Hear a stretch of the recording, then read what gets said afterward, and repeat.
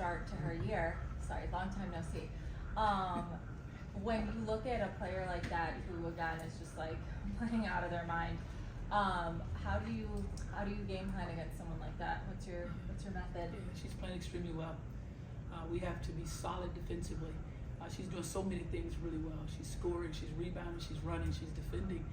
She's basically everything that they have right now. It's keeping them all afloat. That's really the engine. She's the engine right now. So it's going to take all five of us. You know, we want to make sure that we're paying attention to her. She rebounds the ball very well, and that's an area that we want to get better at. So we have to pay attention to her the entire game.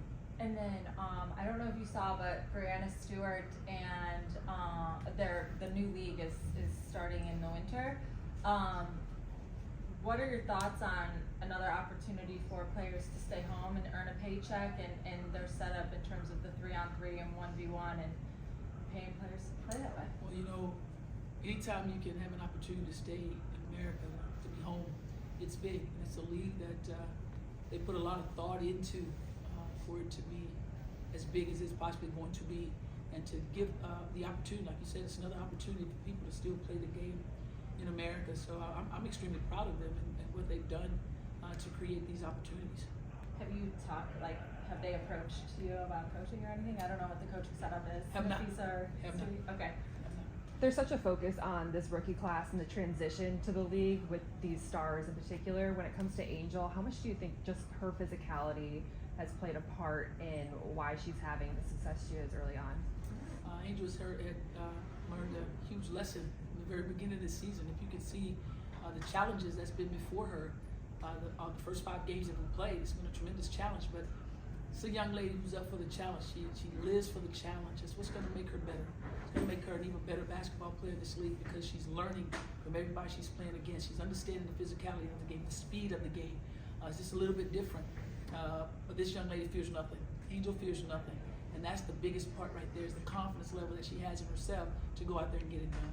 What have you seen out of Lindsay Allen as she continues to grow in your system and as a playmaker for you guys off the bench? Pure point guard. She knows how to run a team.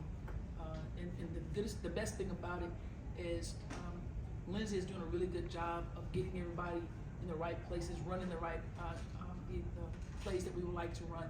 But also, she's also scored for us. Incredibly aggressive defensively. I think everybody knows that about her. But it's the all-around game that I really liked about what Lindsay is bringing to this team.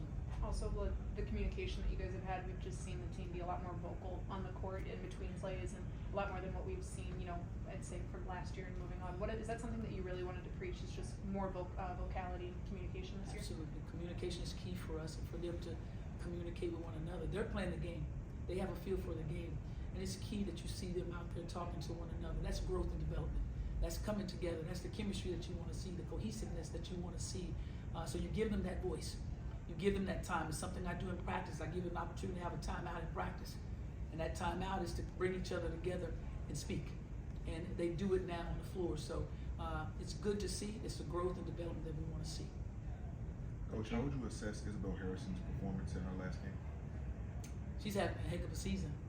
You know, by coming back, what she's done to get herself back on the floor has been excellent. Nobody sees what happens behind closed doors. You don't really see that. You don't see the hard work that she's put in, the trust in her training that she's put into everything that she does. But when she stepped out on the floor, the smile that she had to be back on the floor was big for all of us. So she's getting her feet underneath her, get her legs back, her rhythm, her timing.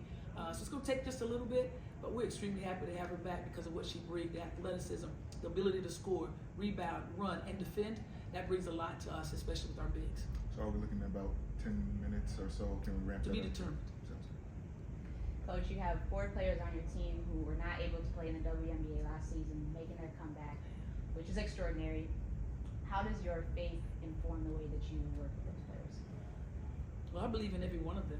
It's my job to show that there's a lot of trust and confidence in each one of them. You're on the team for a reason. You bring something very special for a reason. And that's the difference in many teams, is everyone's abilities are important to the success of the team. And they kind of know what it's like to be in this league. They already know. But now that they have the opportunity, they're taking full advantage of the opportunity and understanding what their fit is, and they're bringing it every single day. And that's what we want. We want them to come together, Speak about the experience. Speak about how it is to get here and then not have it and then have it back, and how you hold on to that. You know, that's big. That's a great lesson for everyone to pay attention to. We'll go to Jordan on Zoom. Jordan, please unmute. Jordan. Hey, Coach T. So I wanted to ask about Kennedy Carter. She's been great for you all off the bench, and you seem to have a lot of trust in her. Just talk about her game and what stands out. She's probably the most talented player in this league. What she brings off the bench for us is an incredible level of talent, athleticism, speed, quickness, scoring, but she also will defend for us. You know, she does a lot as well in that regard. But Kennedy also is a willing passer. She knows how to create, and what she creates, she finds. She brings a lot to this team, and that's the energy we need coming off the bench with Kennedy. And just for a quick follow-up, obviously the Sparks, they have two talented rookies of themselves in Cameron Brink and Ricky Jackson. Just talk about what you like from them and what you are looking forward to tonight when you match up with those two girls. Well, we pay close attention to what they do, and we want to make sure that we know what their tendencies are and make sure we take them away from what they do best. That's what any team would do. But they're doing a heck of a job for their team, but we're focused in on what we have to do to make sure we're successful. Thank you. We'll go to Steven lastly on Zoom. Steven. Hey Coach, how you doing today? Awesome, you? I'm blessed, I had one quick question for you.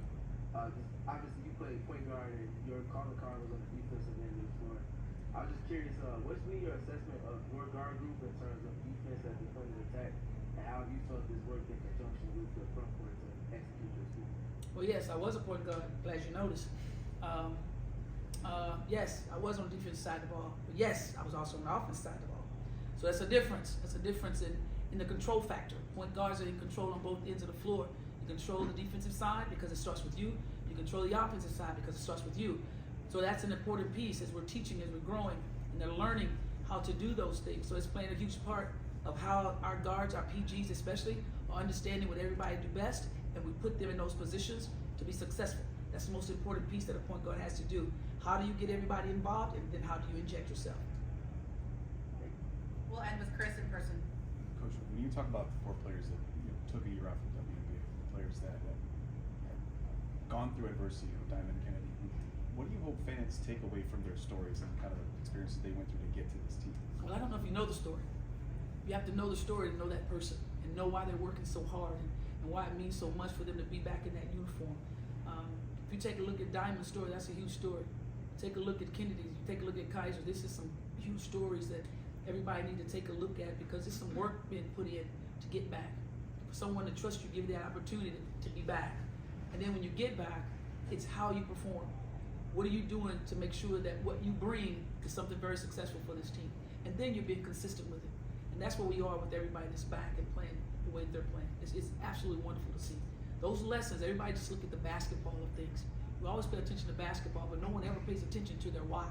There's a why of why they do what they do. So the why is the most important thing when they step between those 4 lines. And you hold them accountable to the why. Thank you, Coach. Appreciate you all. Thank you, Coach. Fun tonight, like